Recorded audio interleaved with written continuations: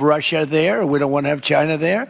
And by the way, we don't want Russia or China going to Greenland, which if we don't take Greenland, you're going to have Russia or China as your next door neighbor. That's not going to happen. Awal tahun 2026 dibuka dengan berita yang bikin dahi berkerut.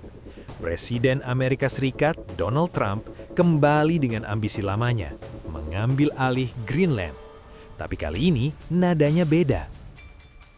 Kalau di 2019 dunia menganggap ini lelucon transaksi properti, di 2026 ini Trump bilang, kita bisa pakai cara mudah atau cara sulit. Tunggu, cara sulit? Apakah Amerika bakal menginvasi sekutunya sendiri Denmark? Atau ada skenario lain yang lebih licik? Banyak orang berpikir Greenland cuma pulau kosong isinya es dan beruang kutub. Padahal di mata ahli strategi militer, pulau ini adalah kapal induk tak tenggelam yang paling berharga di bumi. Di video ini, kita akan bedah sejarah rahasia AS yang sudah mengincar pulau ini selama 150 tahun, harta karun yang bikin China ngiler, dan kenapa perebutan pulau ini bisa memicu Perang Dingin Jilid 2. Simak sampai habis.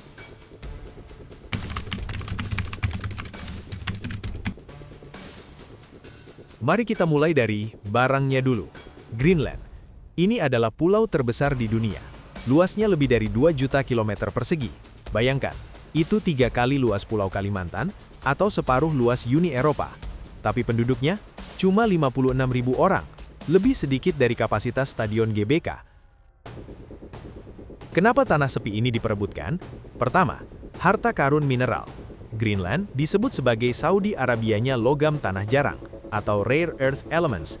Ada neodymium, praseodymium, dysprosium. Nama-namanya aneh? Iya, tapi tanpa barang ini, dunia kiamat teknologi. Ini bahan baku utama baterai mobil listrik, layar iPhone kalian, sistem panduan rudal perunca milin, sampai mesin jet tempur F-35. Saat ini, China menguasai 90% pasokan dunia. Kalau AS punya Greenland, AS bisa memutus ketergantungan dari China selamanya. Kedua, minyak dan gas. Survei geologi AS memperkirakan ada miliaran barel minyak di lepas pantai Greenland yang kini makin mudah diambil karena es mencair.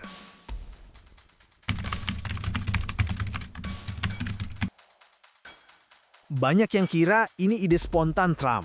Salah besar. Ini adalah cinta lama yang belum kelar selama 1,5 abad. Tahun 1867, Deplu AS menugaskan laporan studi pembelian Greenland tepat setelah mereka beli Alaska. Lalu, momen paling gila terjadi di tahun 1946.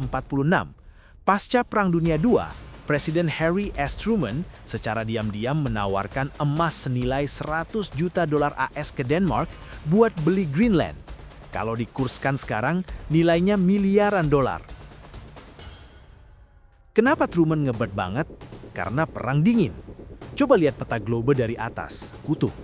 Jarak terpendek rudal nuklir Uni Soviet ke Washington DC itu bukan lewat Atlantik, tapi lewat kutub utara. Greenland adalah penjaga yang berdiri tepat di pintu depan Amerika. Makanya, AS membangun Chull Air Base di sana. Itu pangkalan militer AS paling utara di bumi. Di sana ada radar raksasa yang tugasnya mendeteksi kalau ada rudal nuklir yang ditembakkan ke Amerika. Tanpa Greenland, Amerika buta.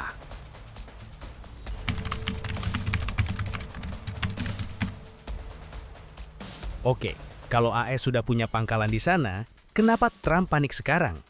Jawabannya adalah China dan Rusia. Karena pemanasan global, es di kutub utara mencair drastis. Ini membuka jalur pelayaran baru yang memotong waktu perjalanan Asia ke Eropa jadi jauh lebih cepat dibanding lewat terusan Suez. China menyebut dirinya negara dekat Arktik. Mereka bikin konsep Polar Silk Road. China mulai masuk ke Greenland lewat investasi. Mereka mau beli bandara tua, mau bangun tambang. Bagi Amerika, ini mimpi buruk. Doktrin Monroe, prinsip politik luar negeri AS, mengatakan tidak boleh ada kekuatan asing, Eropa atau Asia, yang menancapkan kuku di belahan bumi barat.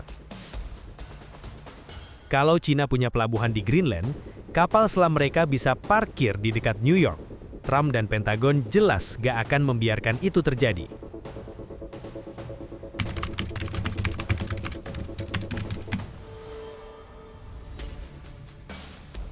Lalu apa maksud Trump dengan cara mudah atau cara sulit?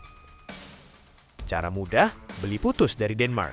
Tapi Denmark sudah bilang tidak dijual. Ini soal harga diri bangsa, bukan sekedar tanah. Cara sulit atau licik, ada rumor bahwa strategi AS adalah membypass Denmark dan langsung merayu rakyat Greenland. Greenland itu wilayah otonom. Mereka punya hak menentukan nasib sendiri. Rumornya AS menyiapkan paket bantuan ekonomi gila-gilaan. Bayangkan, setiap warga Greenland dikasih uang tunai atau subsidi seumur hidup kalau mereka mau merdeka dari Denmark, lalu bergabung jadi wilayah AS, seperti Puerto Rico.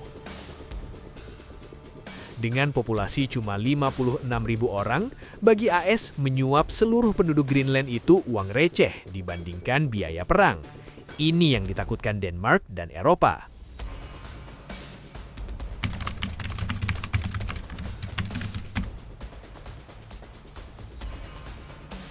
Jadi, ini bukan soal Trump yang impulsif. Ini soal geopolitik masa depan. Siapa yang menguasai Greenland, dia menguasai jalur perdagangan masa depan dan cadangan teknologi dunia. Pertanyaannya buat kalian, menurut kalian, kalau rakyat Greenland ditawari uang miliaran rupiah per orang untuk pindah jadi warga Amerika, mereka bakal terima nggak?